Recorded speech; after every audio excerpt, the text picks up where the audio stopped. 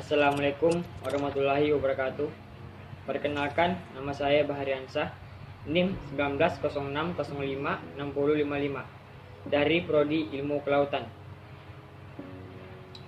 Ya, di sini saya akan menjelaskan tentang sustainable aquaculture. Apa itu sustainable aquaculture dan hubungannya dengan manusia? 3 miliar orang bergantung pada protein akuatik untuk memenuhi asupan protein di setiap negara. Konsumsi seafood per kapita tumbuh 1,5% per tahunnya. Protein air atau seafood adalah salah satu sektor makanan yang tumbuh paling cepat diperdagangkan dan menjadi hal yang penting bagi miliaran orang. Danau, sungai, dan laut sama-sama menyumbangkan setengah dari pasukan seafood atau makanan laut. Pada tahun 2050, diperkirakan populasi akan mencapai 9 miliar orang.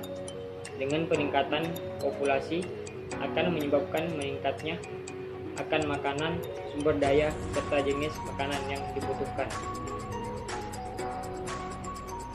Oleh karena itu, sungai dan laut akan terus memberikan sumber makanan yang penting bagi kita. Jadi bagaimana kita terus memenuhi kebutuhan kita akan makanan laut? Lingkungan perairan kita saat ini sudah sempit. Ditambah lagi dengan peningkatan manajemen perikanan di banyak daerah dan beberapa praktik penangkapan ikan yang tidak berkelanjutan akan membatasi jumlah seafood yang kita dapat. Solusinya, aquaculture yang akan mengisi kesenjangan ini dengan melibatkan penanaman dan panen ikan, krustasea, rumput laut, dan kerang secara terkendali. Jika hal ini dilakukan secara berkelanjutan, akan dapat mengurangi dampak permintaan seafood. Cara-cara baru menghasilkan protein. Memproduksi protein dan aquaculture untuk menghasilkan seafood yang secara signifikan dapat mengurangi jumlah ruang laut yang digunakan. Dengan menghasilkan budidaya akan meningkatkan penghasilan di negara-negara yang berpenghasilan rendah dan menengah. Adapun penyakit yang menyerang aquaculture yang menyebabkan kerugian ekonomi dan merusak pantai pasukan seafood, yaitu kurangnya data dan riset skala saat ini. Dampak penyakit aquaculture ini dianggap besar dan penting bagi industri, akademisi, dan pemerintah untuk bekerja sama menentukan sejauh mana dampak tersebut. Sangat disarankan pemerintah dalam negeri dan luar negeri untuk mendorong hubungan yang berkelanjutan antar populasi sungai, laut, dan lautan.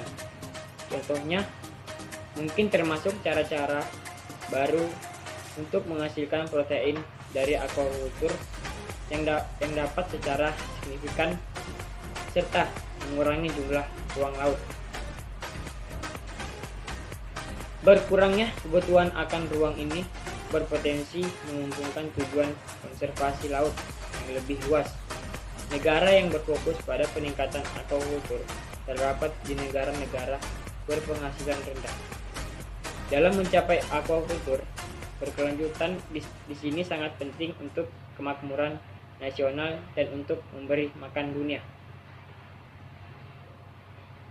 Cefas adalah pimpinan global di bidang akuistik, kesehatan hewan, dan ditunjuk sebagai pusat kolaborasi di bidang ini oleh OIE. Cefas ini yang memonitor dan mempelajari lingkungan perikanan, mengeksploitasi interaksi antara lingkungan perikanan dan aquaculture. Cefas juga mendorong hubungan antara populasi sungai, lautan, dan samudra. Cefas dan Universitas Exeter baru-baru ini mendirikan pusat untuk masa depan aquaculture berkelanjutan untuk menghubungkan para ahli kesehatan hewan akuatik, keamanan seafood berkelanjutan seperti AMR, resistensi antimikroba. Sekian dan terima kasih. Mohon maaf jika ada salah kata maupun ketik. Saya Bahariansah mengucapkan selamat menunaikan ibadah puasa di bulan Ramadan bagi yang menjalankan.